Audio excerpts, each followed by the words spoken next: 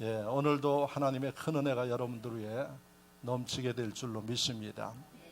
오늘 설교의 제목은 성탄절을 지키는 자세라는 제목으로 내일 모레 성탄절을 우리가 어떤 마음과 자세로 지켜야 하나님 앞에 영광 돌리고 또 하나님 앞에만 영광 돌리고 우리에게 소용이 없으면 무슨 의미가 있겠습니까? 우리에게도 큰 은혜와 축복의 시간이 되어지게 될 줄로 믿습니다.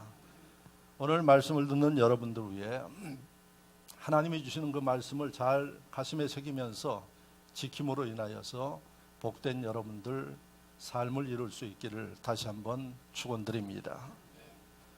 지금 대한민국이 한 해를 마무리하는 이 시점, 우리가 연말연시라고 이야기를 합니다. 그리고 참 기쁨의 성탄절기를 앞두고 대한민국이 몹시 아파합니다.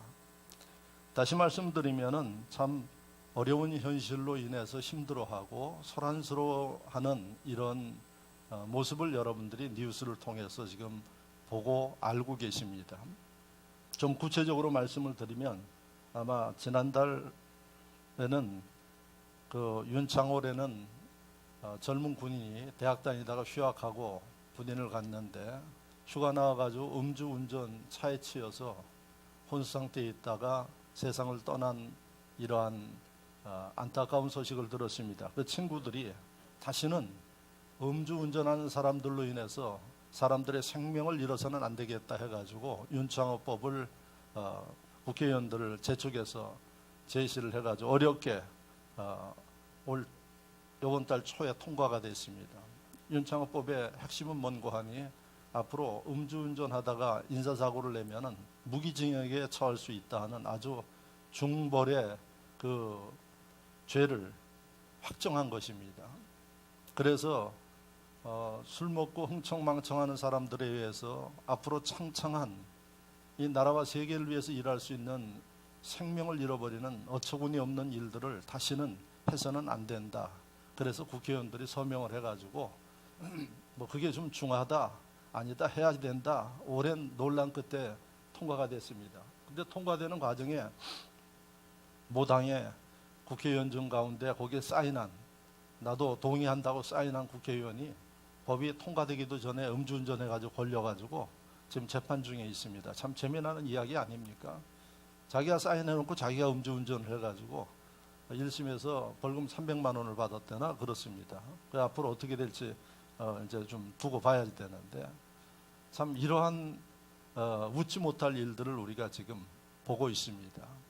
그런데 곧이어서 또 30대 가장이 목숨을 끊는 이러한 일들, 왜 끊었나 보니까 카카오톡에 이 카풀 제도 때문에 택시 운전을 하는 30대 가장이 카카오톡의 이 카풀 제도를 해서는 안 된다. 왜 안 되는가 그랬더니 그러면 지금도 어려운데 이 택시 운전하는 기사들이 너무 어렵기 때문에 손님을 빼앗기고 그래서 너무 어렵기 때문에 이것을 막아주십시오 해서 자살을 했다고 합니다.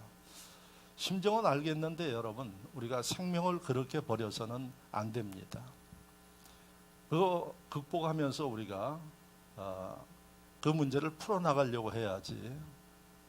그 젊은 가장이 생명을 끊으면 본인도 그렇고 그 식구들의 삶은 어떨까요? 그래서 한 사람이 생명을 끊음으로 인해서 그 가정은 완전히 절규하는 모습을 보게 되고 그것 때문에 전국에 있는 택시 운전 기사들이 한 며칠 전에는 택시가 한 대도 돌아다니지 않는 파업을 하고 하는 이러한 모습. 앞에서도 20대가 죽고 30대 가장이 또 그런 문제로 인해서 죽습니다. 저는 어떻게 생각하는가 하니 절대 죽어서는 안 됩니다. 그리고 카카오톡이 그러한 카풀 제도로 영업 활동을 하는 일들, 이거 여러분들이 외국 나가보면 이미 외국에는 도입돼서 하고 있습니다. 그래서 저희도 외국의 일반 택시를 이용하면 바가지를 엄청나게 씌워요. 이게 어떨 때는 알면서도 바가지 씁니다. 왜냐하면 외국 나가서 외국인이 현지인들하고 다투고 그래서는 유익될 게 없기 때문에 알면서도 어떨 때는 바가지를 쓰고 갑니다. 근데 지금 어떤 게 나와 있는 거 아니? 그랍 택시라 그래가지고 자기 핸드폰에 이 웹을 깔면 어플을 깔면 그걸 통해서 이 인터넷상에 있는 택시를 호출을 합니다. 외국인도 할 수 있어요. 호출을 하면은 그 택시가 지금 어디 오고 몇 분에 도착하는 게 제 핸드폰에 다 뜹니다. 그리고 택시 운전기사 이름이 뭐고 번호가 뭐고 이게 다 떠요. 만약에 사고 나더라도 제 핸드폰을 보면은 추적을 다 할 수 있습니다. 그래서 외국 다니는 분들 가운데 이 제도를 아는 사람들은 그런 제도를 이용을 해서 그걸 탑니다. 그건 택시처럼 위에 등을 달고 다니고 그러진 않아요. 자가용과 같은데 깨끗하고 그 다음에 가격도 상당히 쌉니다. 저희 같은 경우는 공항에 내리면은 일반 노란 택시나 빨간 택시, 일반 택시 타지 않고 그랍 택시를 이용을 합니다. 그러면 안전하게 다녀요. 그리고 그런 부딪힐 일도 없어요. 지금 세계가 그렇게 진행되고 있어요. 그러니까 이런 문제가 나올 수 있는데 나오면은 우리가 이걸 어떻게 문제를 풀어갈 것인가 하는 머리를 맞대고 하는 일이 중요한데 이게 지금 아직 대한민국엔 잘 안 되는 것 같아요. 그래서 아마 이걸 풀 수 있는 방법은 운전하는 기사들도 인정을 하고 모두가 상생하는 방법은 뭘 제시하는 거 아니에요? 택시 월급제로 가라 하는 얘기입니다. 그래서 월급제로 가면은 운전하는 기사들이 카카오톡의 카풀로 인해서 그렇게 긴장하지 않아도 된다 하는 이런 방법들이 있어요.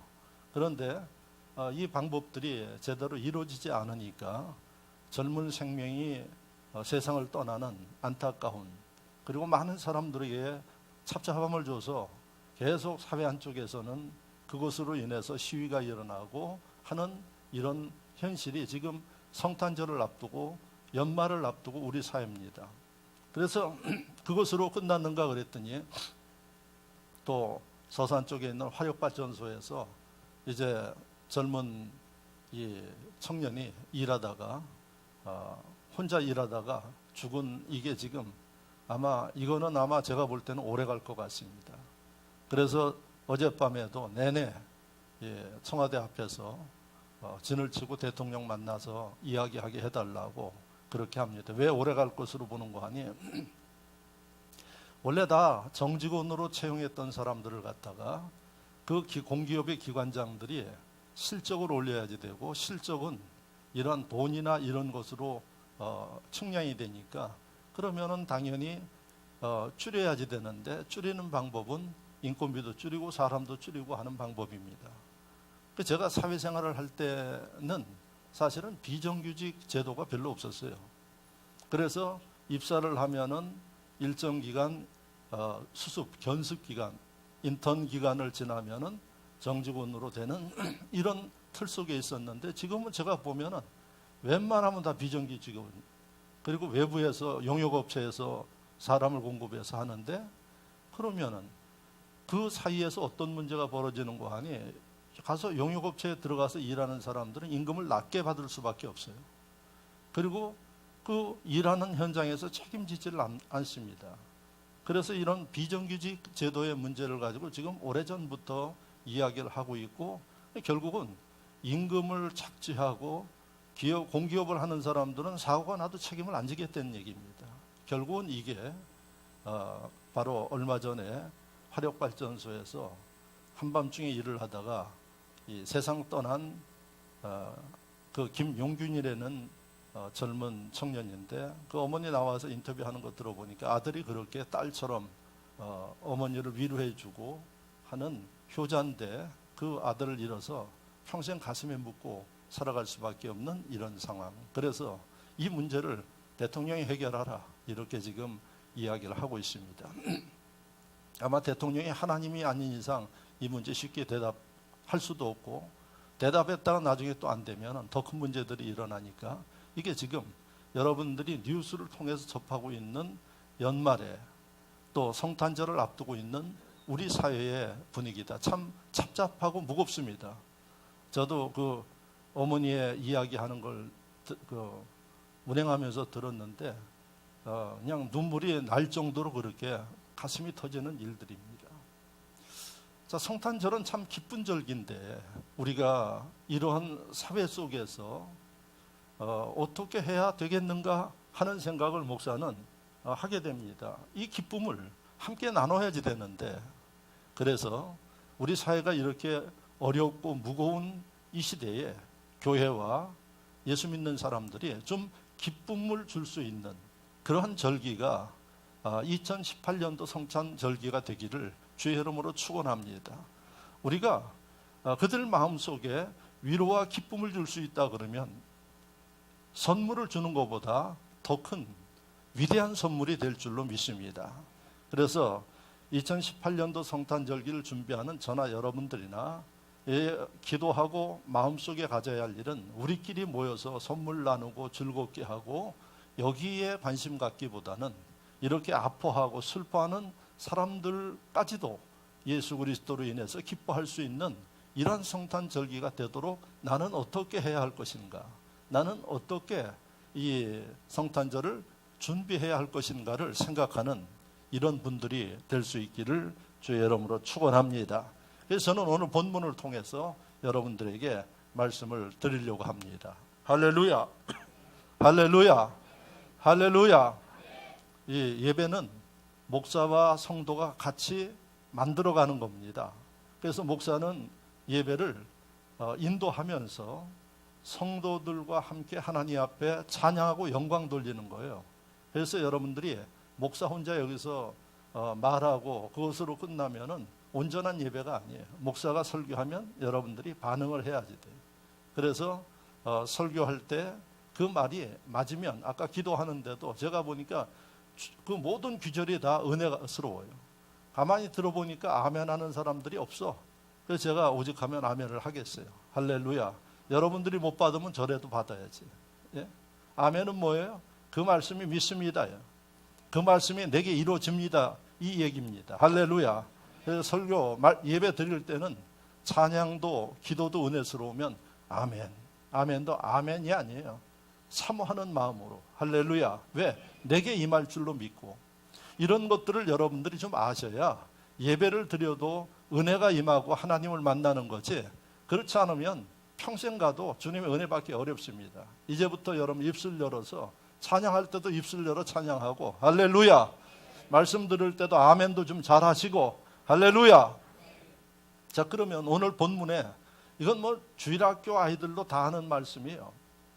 예수 그리스도가 베들레헴에서 태어나셨을 때에 동방에 있는 박사들이, 그 동방이 어디냐? 그 당시에 페르시아다 이렇게 이야기를 하는데 지금 이란 정도로 보고 있어요. 그 페르시아에 있는 박사들이 천문학 박사들이에요. 별자리를 연구하는 박사들인데 연구하다 보니까 심상치 않은 별이 이동하고 있어요. 그래서 그 별을 통해서 그들이 깨달은 게 유대 지역에 유대의 특별한 왕이 태어난 데는 상징적인 것을 깨닫고, 그 동방 먼 거리에서부터 대략 한 거리가 한 800km 정도 된다 그래요.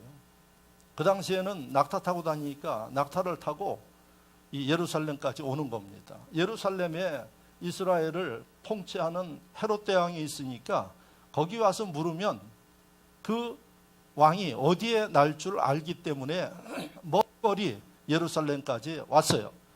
그들이 오는데 그냥 오는 게 아니라 그때나 지금이나 특히 그 당시에는 왕들을 아련하고 그럴 때는 빈손 들고 가는 게 아니에요.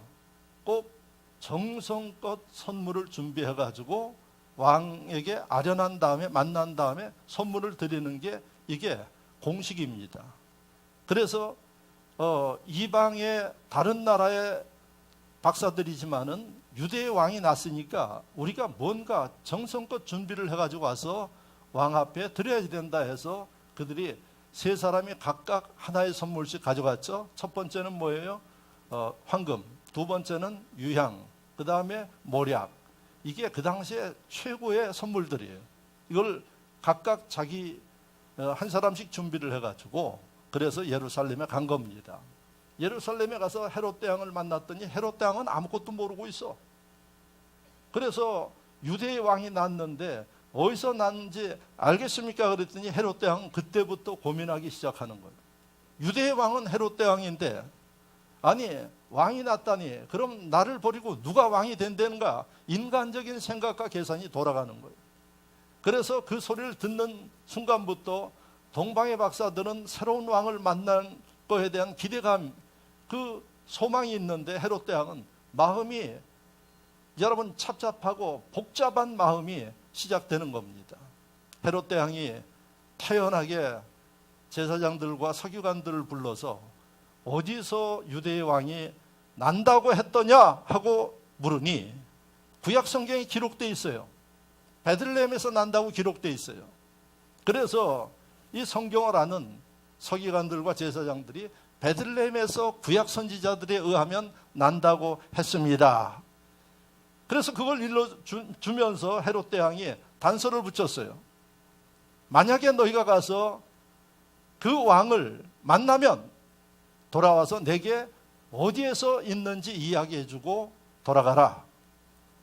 이 박사들이 하나님의 계시 따라서 움직이는데 헤롯 대왕의 그 생각과 계산을 모르겠습니까? 자세히 알죠. 그래서 동방의 박사들이 베들레헴에 가서 마구간에 태어난 예수 그리스도에게 오늘 말씀을 보면은 엎드려서 첫 번째, 그 다음에 이따가 제가 자세하게 이야기를 하겠지만 두 번째 경배하고 세 번째 예물을 드렸다. 이렇게 되어 있어요. 오늘 여러분들 읽은 말씀 속에. 그러면 동방 박사들에게 누가 가르쳐 주지도 않았어요. 그런데 하나님의 계시 가운데 아기 예수를 만난, 즉 예수 그리스도가 태어난 것을 우리가 성탄이라 그래요. 거룩한 분의 탄생, 성탄. 그 성탄절 하면은 거룩한 분의 탄생의 절기가 성탄절이에요.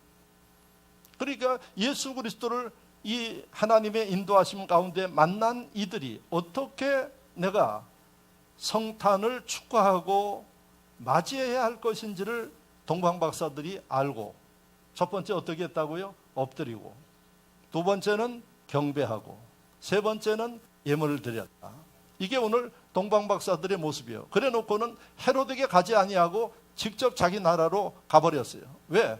헤롯에게 가면은 헤롯이 이 유대의 왕을 손대어서 없애버릴 것 같으니까 아예 피해서 가버린 거예요. 나중에 뒤에 말씀해 보면 헤롯이 이 소식을 듣고 그 지역에 지경에, 성경에는 지경이라고 기록되어 있어요. 그 베들레헴 지경에 2세 미만의 아이들을 다 죽였다. 이렇게 기록하고 있어요. 이게 얼마나 많은 아이들이 죽었겠어요. 그걸 박사들이 하나님의 계시 가운데 알고 자기들 나라로 도망간 거예요. 그래서 하나님께서 예수 그리스도를 살리기 위해서 어머니하고 아버지를 통해 가지고 어디로 피신하게 했는가 하니 남쪽인 애굽, 지금 이집트로 피신하게 했어요. 그래서 여러분들이 이집트에 가면은 예수 그리스도가 베들레헴에서 헤롯 대왕에 죽이려고 하는 그 음모로부터 피신해서 살았던 집이 있어요. 지금 가면은. 그래서 거기를 유적지로 만들어 가지고 이집트 크리스찬들이 관광 오면은 거기를 안내해요. 그래서 예수 그리스도가 거기에 태어나서 거길 중심으로 해가지고 이집트는 회교 국가예요. 그래서 모두가 다 전 나라가 회교를 섬겨요. 그런데 그 회교 국가 가운데서 기독교인들이 있어요. 예수 그리스도의 그 유적지를 중심으로 해서 교회가 있고 기독교인들이 있는데 그 기독교인들을 갖다가 우리나라는 기독교인, 크리스찬, 믿는 사람 이렇게 하는데 그 이집트에서는 곱트교인이라 그래요. 그래서 이 곱트교인이라는 이집트 특유의 기독교인들이 있어서 지금 박해받으면서도 신앙생활을 하고 있어요. 그래서 오늘 본문에 성탄, 아기 예수가 태어난 성탄을 맞이하는 동방박사의 모습을 통해서 우리가 2018년도 성탄을 어떻게 준비하고 맞이할 것인가, 이것이 바로 하나님께서 여러분들에게 주시는 말씀인 것을 믿으시기를 바랍니다. 나름대로 여러분들이 다 성탄에 대한 생각과 계획과 일들을 가지고 있을 거예요. 그런데 우리는 누구 뜻대로 살아야지 되는 거 아니? 하나님의 말씀대로 살아야 됨을 믿으시기를 축원합니다. 축원합니다. 제가 여러분들에게 묻겠습니다. 예수 믿은 순간부터 지금까지 하나님 말씀대로 살고 계십니까? 대답을 못해요.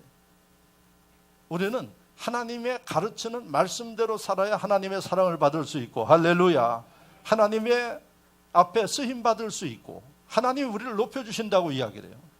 근데 우리는 어떨 때는 알면서도 하나님 말씀대로 못해요. 그런데도 하나님이 참 좋으신 분이에요. 왜? 그런데도 우리를 가만히 놔둬요.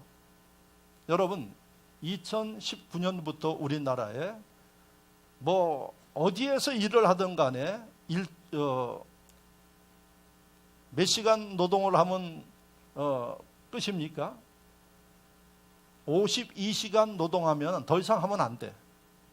아무리 바빠도 52시간 노동을 시키면 그는 벌금을 내든지 나중에 감옥 가요. 그래서 2019년도부터는 일하는 분들, 직장 근무하는 분들, 노동 그 현장에서 노동하는 사람들이든 무조건 52시간 근무하고 그 이상 되어지면은 감옥 갑니다. 이게 문제가 되어서 조금 6개월 동안 유보해서 보자 이런 문제가 있는데, 세상에 52시간 근무 어기면 잘못하면 어디 가요? 감옥 가는 이 나라는 아마 우리나라밖에 없을 것 같아요. 제가 볼 때는 별걸 다 만들어가지고 그렇게 하는데, 여러분 돈 더 벌고 싶은 사람은 자기가 더 일하고 돈 더 주면 되는 거지. 근데 이것까지 법으로 해서 하여튼 52시간 넘어가면 그때는 각오하고 있어야 돼요. 여러분, 전능하신 하나님, 우주 만물을 주관하시는 하나님, 그 하나님이 너는 이렇게 하라고 우리에게 말씀을 주셨는데 그 말씀을 지키지 아니하고 안식일을 지키라고 분명히 말씀하셨는데, 그래서 구약에는 안식일을 어기면 돌로 쳐 죽이는데, 오늘날 하나님께서 그 말씀을 지키지 않는 심령들이 제가 볼 때는 수없이 많아요. 그런데도 하나님이 가만히 계시는 걸 보면 참 하나님이 좋으신 하나님이에요. 그런데 이걸 아셔야지 돼. 하나님이 지켜보는 게 아니라 여러분, 하나님의 백성들이 제대로 하기를 기다려 주시는 거예요. 잘 기억하시기를 바랍니다. 기다려 주세요. 성경을 보면 하나님이 기다리다 안 되면 마지막에 심판하셔요. 하나님이 심판하시면 뭐라고 이야기를 하십니까? 성경에 보면 하나님이 목을 꺾는데요. 구약 성경에 보면 얼마나 기다리다가 하나님이 화가 나시면 그렇게 하시겠어요. 신약에 사는 여러분들, 내가 법을 어겨도 아무 문제가 없구나. 여러분 잘 기억하시기 바랍니다. 기다려주는 거예요. 기회를 주는 겁니다. 그래서 우리가 성탄절을 지키는데도 내 생각과 방법과 편의대로 하는 게 아니라 하나님이 원하시는, 하나님이 말씀하시는 성탄절을 우리가 준비하고 하나님이 기뻐하는 절기가 되도록 해야 된다는 사실입니다. 그러면 누구처럼 사랑받는 거 하니? 하나님을 전혀 알지 못하는 동방박사처럼 쓰임받고 2000년이 지난 역사 속에 기록되고, 할렐루야, 이런 축복이 임할 줄로 믿습니다. 그러나 유대인이면서 성경을 알면서도 하나님의 말씀대로 지키지 못하고 예수를 죽이려고 했고 성탄에 반대되는 일을 하는 헤롯 대왕은 나중에 어떻게 죽었나요? 여러분, 비참하게 죽었습니다. 그래서 오늘날 성탄을 준비하고 지키는 저나 여러분들이 하나님께서 원하시고 말씀하시는 성탄 절기가 되도록 여러분들이 기도하면서 준비하여 지켜서 이 절기가 끝나면 기쁨이 임하고, 할렐루야, 나로 인해서 많은 사람들이 소망을 갖고 하나님의 기적을 경험하는 이러한 분들이 되시기를 축원합니다. 그래서 동방박사의 모습을 통해서 우리가 좀 깨닫자 하는 것입니다. 자, 그러면 첫 번째 기억해야 할 일이, 동방박사들이 성경을 모르는 사람들인데 아기 예수의 태어나시는 성탄을 알고 있었다 하는 겁니다. 그래서 그들의 모습을 통해서 우리가 기억해야 할 일은 성탄이 뭔지를 여러분들이 정확하게 알아야 지킬 수 있다는 사실을 기억하시기를 바랍니다. 아마 이론적으로는 여러분들이 알고 있을 거예요. 지금 제가 이야기했으니까 예수님이 태어난 날, 그게 성탄이다.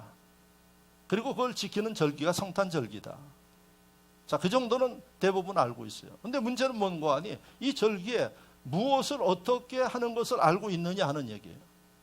근데 동방박사들은 배운 적이 없어요. 들은 적도 없어요.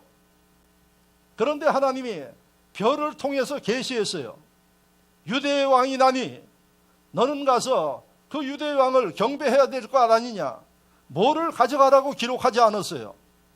그런데 성탄 대신 예수 그리스도의 태어나신 것을 안 그들이 스스로 다 준비해가지고 그리고 예수님을 만나러 떠난 거예요. 이와 마찬가지로 이 시대에 하나님 백성들이 성탄절이 어떤 절기고 이 절기에 무엇을 해야 할지 나는 어떻게 해야 할지 이거를 여러분들이 정확하게 알고 있어야 된다는 사실입니다. 할렐루야. 그러면 시키지 않아도 동방박사처럼 지켜서 하나님 앞에 영광 돌리고 하나님의 사랑과 분복을 받는다는 사실이에요. 그런데 여러분, 많은 교인들이 목사의 가르침과 설교를 들으면서 성탄이 뭐고 어떻게 준비해야 할 것이고 다 일러줌에도 불구하고 머릿속으로는 아는데 행동하지 않으면 여러분 헤롯 대왕과 같이 성탄과 상관없는 인물이 될 수밖에 없다는 얘기입니다. 좀 더 구체적으로 말씀드리면 예수를 믿으면서도 성탄절기가 주님 중심의 절기가 돼야지 되는데 사람 중심의 절기가 되어서 어떻게 하느냐? 사람들끼리 모여서 즐겁게 흥청망청 놀기도 하고 여러분 밤을 새기도 하고 하는 일들 많죠? 예수 믿는 분들 가운데도 많습니다. 그렇다 그러면 그러한 모습들을 하나님이 보실 때 어떻게 보시겠느냐 하는 얘기예요. 너는 성탄절을 아느냐?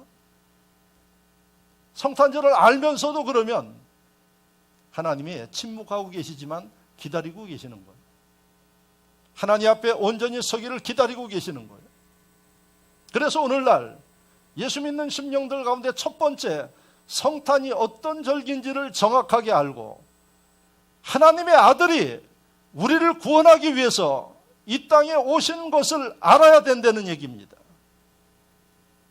아까 제가 이야기했습니다. 지금 어젯밤에서부터 대통령 만나게 해달라고 길거리에서 청와대 앞쪽에서 밤새 많은 사람들이 있어요. 이 추운 날에. 그런데 대통령 안 만나요 지금. 그러니까 사회수석이 나가가지고 이야기하려고 하니까 너는 가라고 막 그랬대요. 말도 못하게 했대요. 그런 나중에 이제 사회수석 만나서 이야기를 하니까 뭐라고 이야기를 하는 거 아니? 제가 돌아가면 대통령에게 말씀을 드려서 이것을 보고해서 어떤 조처가 있도록 하겠습니다. 대통령 바로 그 건물 안에 있는데도 안 만나줘요. 예? 성탄, 하늘에 계신 하나님의 아들이 이 땅에 오신 거예요. 대통령의 생사화복을 주관하는 그분이 오신 거예요. 그게 성탄이에요. 그런데 여러분, 성탄의 의미를 안다 그러면 여러분 성탄에 주님 계신 하나님의 교회로 달려가겠습니까? 안 달려가겠습니까? 달려가요.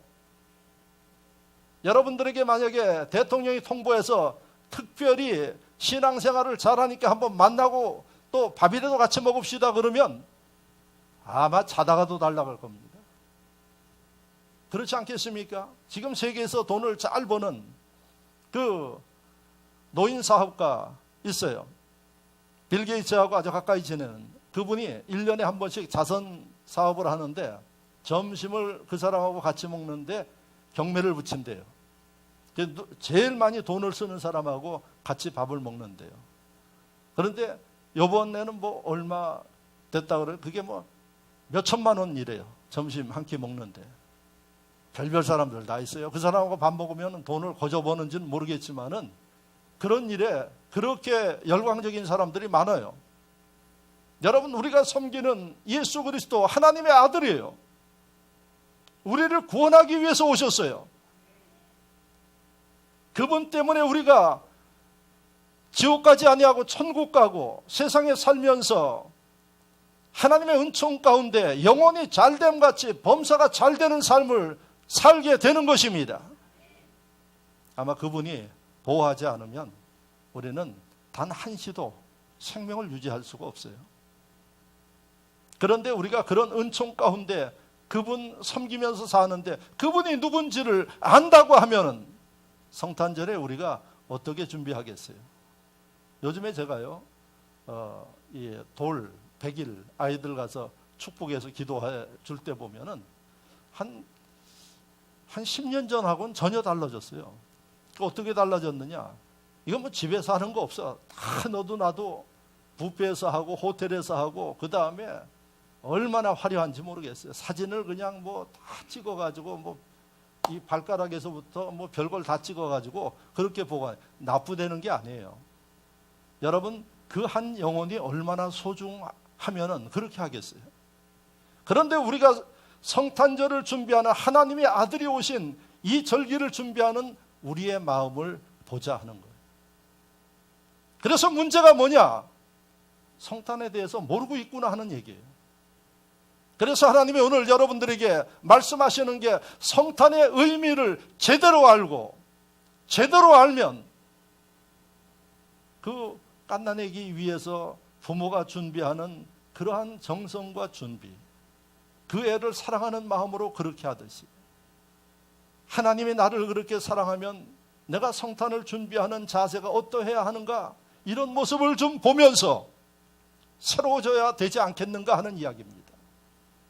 그래서 동방박사들의 모습을 통해서 우리가 첫 번째 기억해야 할 일은 성탄이 어떤 절기인지 알고 있느냐 하는 얘기예요.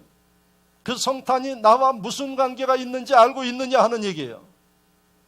여러분, 내가 세상에 별것을 다 해도 이 땅에 오신 예수님의 그 은혜를 갚을 수 없는 게 우리의 처지라는 사실을 기억하시기를 축원합니다. 그렇다면 예수님 생일인 이 잔치가 어떻게 돼야 될까요? 내 삶 속에 최고의 잔치가 되도록 여러분들이 기도하고 준비해야 되지 않겠습니까? 이게 첫 번째입니다. 두 번째, 이 동방박사들이 어디에서 왔다 그랬어요? 저 먼 동방에서 왔다 그랬어요. 그 동방이 지금 추측하건대 페르시아고 이란이라고 그렇게 생각을 해요. 거기서부터 동방박사들이 낙타 타고 먼 길을 왔어요. 아마 추정하기로는 한 15일에서 20일 정도 걸려서 온 거예요. 그러면 올 때 15일, 갈 때 15일이면 한 달 동안 아무것도 못해요. 그 당시에 동방의 박사면 신분도 있고 지위도 있어요. 그 사람들이 한 달 동안 아무것도 하지 못하고 예루살렘 베들레헴에 왔다가 간 거예요. 이걸 여러분들이 두 번째 기억하셔야 돼요. 그게 오늘 아기 예수를 경배하기 위해서 행동한 동방박사들의 준비된 두 번째 모습이에요. 여러분, 웬만한 사람들 같으면 그 우리나라의 왕도 아니고 나와 상관도 없는데 안 가는 사람들 부지기수예요. 내가 한 달씩이나 내 삶의 모든 것을 정지시키고 가겠느냐 하는 얘기예요. 그런데 이 동방박사들은 그런 자기와 어떤 연관이 없어요. 자기가 섬기는 신도 아니에요. 그런데 하나님이 감동하니까 하나님의 인도하심을 믿고 먼 길을 간 거예요. 이걸 여러분들이 두 번째 성탄절을 준비하면서 기억하셔야 돼요. 성탄절기에 주님을 축하하기 위해서 여러분들이 그 먼 길을 갈 수 있느냐 하는 얘기예요. 여기에 여러분들이 첫 번째 필요한 게 결단이에요. 이 시대에 사는 모든 사람들이 참 바쁘게 삽니다. 여러분들 다 바쁘게 사는 거 저도 알아요. 그래서 어떨 때는 목회를 하면서 여러 가지 일들을 하면서 성도들이 바쁘게 사니까 이것을 축소하고 조절하고 그래요. 그래서 요즘에는 신방도 그렇게 옛날처럼 많이 안 해요. 개인주의 사회 속에 자기를 오픈시키는 것을 원치 않으니까 목사도 신방을 자제해요. 그리고 할 수 있으면 SNS로 제가 여러분들에게 메시지를 주고 그렇게 하고 있어요.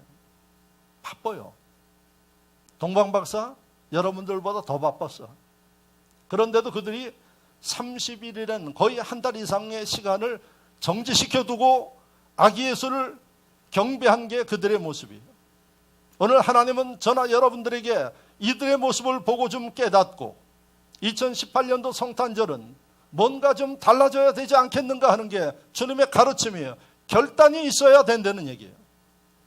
2018년도 성탄절은 이 말씀을 통해서 하나님의 뜻을 깨달으면 여러분들이 주님을 위해서 여러분들 것을 좀 내려놓고 결단할 수 있는, 이게 필요하다는 얘기입니다.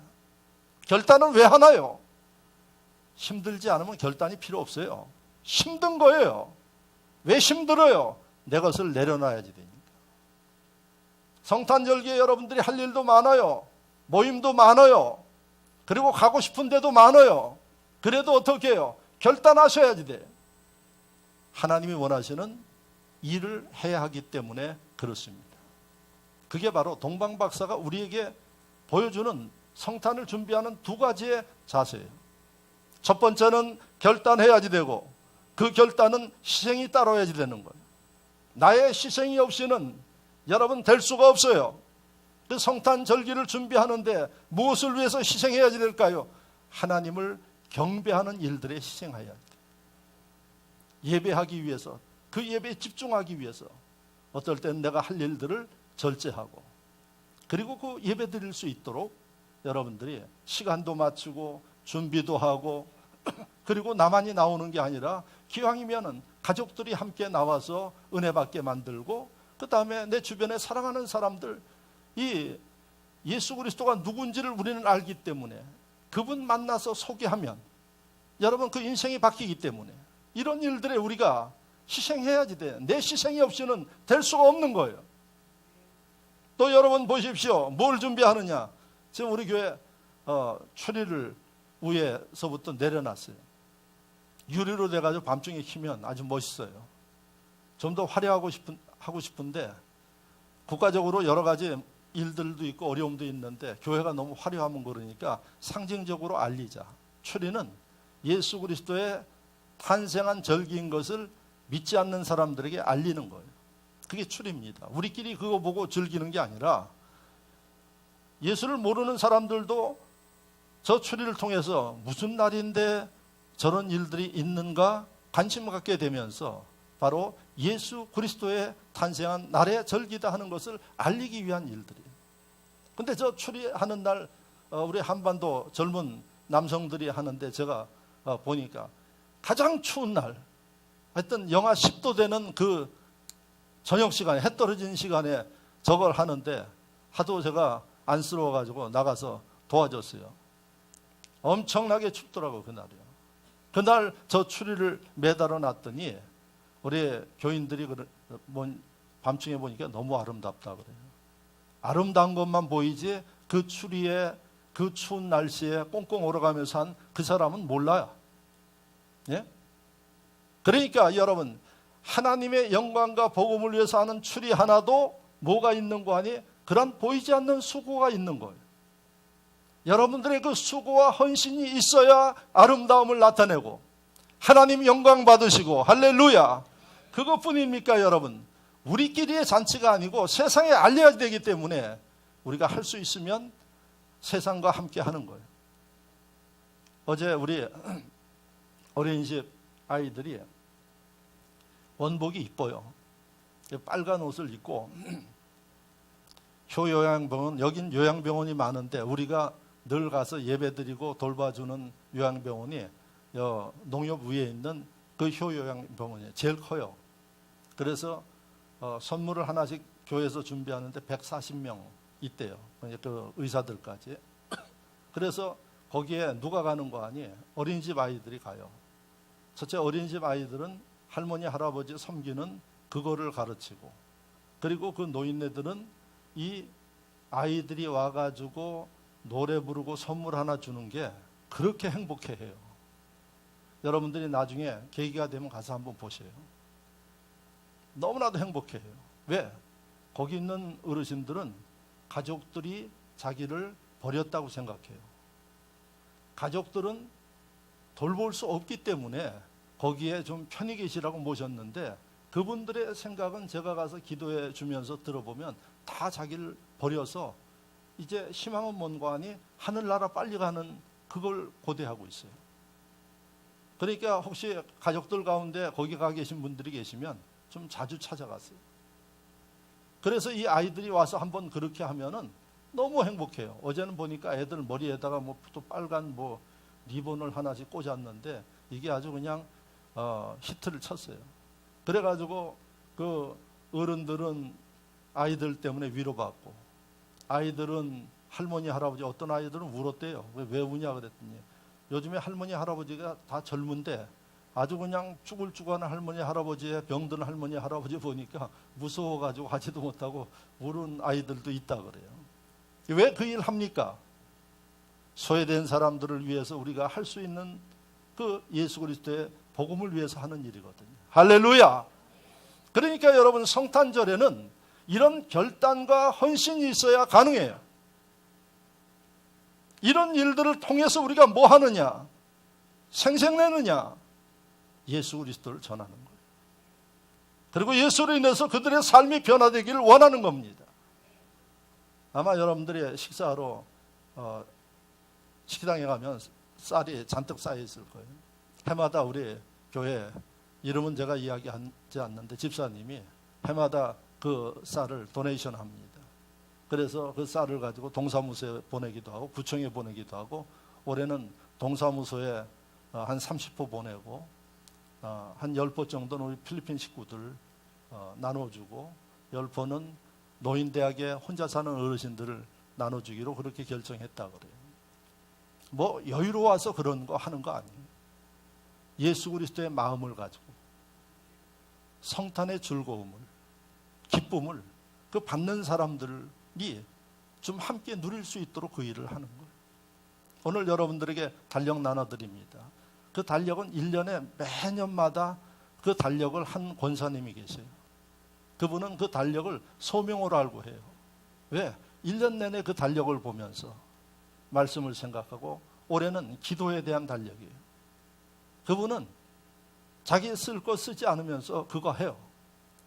성탄의 선물로 그거 하는 거예요.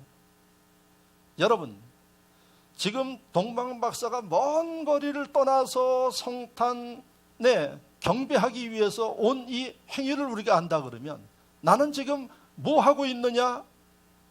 이 성탄을 위해서 내가 뭔가 희생하고 있느냐?